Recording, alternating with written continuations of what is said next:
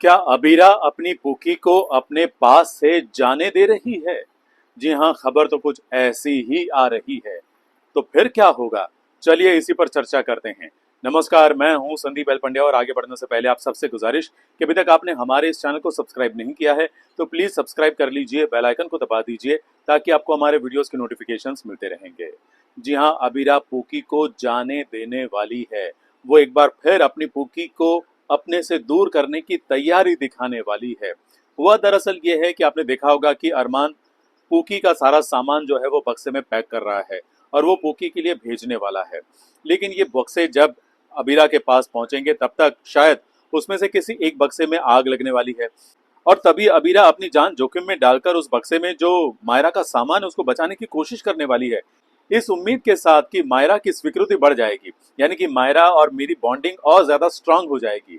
लेकिन ऐसा नहीं होता है। मायरा सिर्फ और सिर्फ अपने पजामे की चिंता कर रही है और ये देखकर अबीरा और ज्यादा दुखी हो गई है।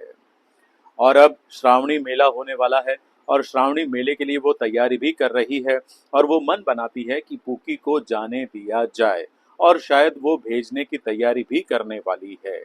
मगर मगर अंशुमन जो है वो अबीरा को एक बार फिर अरमान से मिलाने के लिए लेकर जाएगा क्योंकि उसे लगता है कि शायद इसके कारण थोड़ी सी शांति आएगी, थोड़ा सा ये जो कंफ्यूजन है वो दूर होगा और सिचुएशन थोड़ी सी बेटर होगी और वहां पर एक बार फिर सबका रियूनियन होने वाला है। और गीतांजलि बहुत डरने वाली है। क्यों? क्योंकि गीतांजलि को अरमान डांटने वाला है क्योंकि शायद गीतांजलि मायरा को लेकर आई है और इसीलिए अरमान उसे डांटने वाला है ये कहते हुए कि अबीरा को एक फेयर चांस मिलना चाहिए, उसे मौका मिलना चाहिए। इतनी जल्दी हम किसी नतीजे पर नहीं पहुंच सकते हैं और हमें अबीरा के लिए, पूकी के लिए, उनके भविष्य के लिए उन दोनों को साथ में रहने देना चाहिए, ये कहता है। और गीतांजलि बहुत डर जाती है। उसे ये लगता है कि शायद मेरी पोल खुल गई है, यानी कि उसकी कोई पोल है, उसकी कोई बात है। जी हाँ, जैसे कि हमने आपको कहा था कि कुछ तो राज की बात है जो बाद में उजागर होने वाली है और इसी बात से गीतांजलि डर रही है। लेकिन जाने के बाद या रास्ते में होते हुए मायरा जब गीतांजलि को एक टेक्स्ट मैसेज करती है तब उसे राहत मिलती है और वो थोड़ी सी खुश हो जाती है कि चलो सब ठीक है। आखिर ये राज की बात क्या है ये भी पता चलेगा बहुत जल्द और ये भी उजागर होगा।